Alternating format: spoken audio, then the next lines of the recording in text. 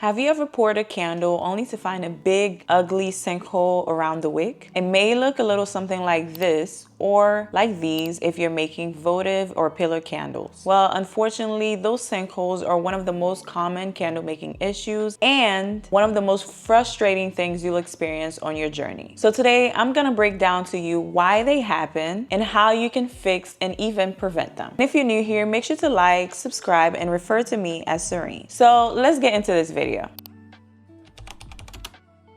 So to truly understand sinkholes, you would have to understand why they happen so that you can fix them. The main reason why you're experiencing sinkholes within your candles is because your wax is cooling down really fast. And this can be because the temperature of the room that you're in when your candles are cooling down is a little bit colder. So what technically happens is when your wax is cooling down, the outside of the wax cools down way faster than the interior of the candle. This leads to the wax shrinking down and leaving the little air pockets throughout the candles that are known as sinkholes. This can happen to a lot of different waxes, whether it's soy, paraffin, coconut, or even beeswax. Another reason could be improper stirring, meaning that when you were mixing in different things that you added into your candle, you didn't really mix them in that well. So when you go and pour that wax into your candle jar or even your mold, the area that has the most mixture has a little bit more density than the rest, which is gonna create that little air pocket known as the sinkhole. Another reason could be the temperature of your containers. Pouring into a cold container is not really recommended because your wax is gonna cool down a little bit differently all around. And that's gonna create some sinkholes that you may see within your candles as well. Then of course, wax shrinkage. As you should know, if you're working with wax, whether it is soy, paraffin, beeswax, coconut, it is natural for the wax to slightly shrink when it's cooling down. And that alone is also going to create a little bit of gap between your glass and your candle wax.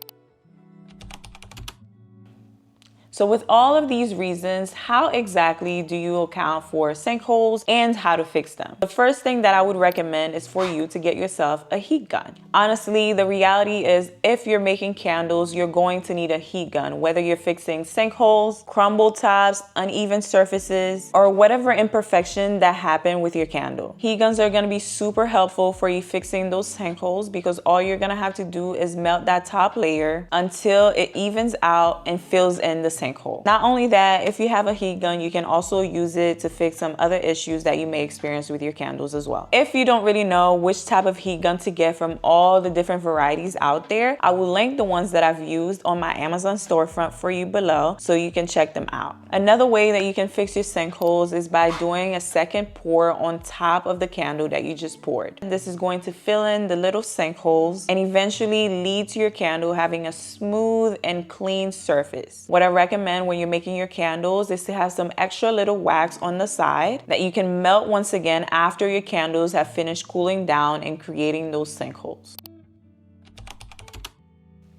Now that I've talked about ways that you can fix those sinkholes, I'm gonna explain to you ways that you can prevent them from happening in the first place so you don't have to do extra work. First, of course, is going to be controlling your cooling speed. What I mean by that is for you to allow your candles to cool down completely without any disturbance in a room temperature that is very warm. You want to avoid having a fan on, the AC on, or even an open window. These typically make your candles cool down way faster than they need to, which of course is going to lead to those sinkholes. The next thing that I need you to do is to adjust your pour temperature. Don't pour too hot, but also don't pour too cold. And I say that because if you pour your candle wax too hot, then it's going to have to cool way faster because the room temperature is not gonna match the temperature of the wax. And if you pour your wax a little bit too cold, then the air is going to be trapped in the wax from moving from one container to another. An easy way for you to fix all of that is for you to follow the pour temperature for your specific type of wax. All companies where you buy your candle waxes from should have recommendations for you about the pour, the melt, and even the temperature that you add your fragrance into your wax. So make sure to follow those. Another major tip for you is going to be for you to preheat your containers. As I said before, heat guns are very handy in candle making, and this is another reason why. If you warm up your jars using a a heat gun a little bit before you add your candle wax into them, then it's more likely for your candle wax to cool down evenly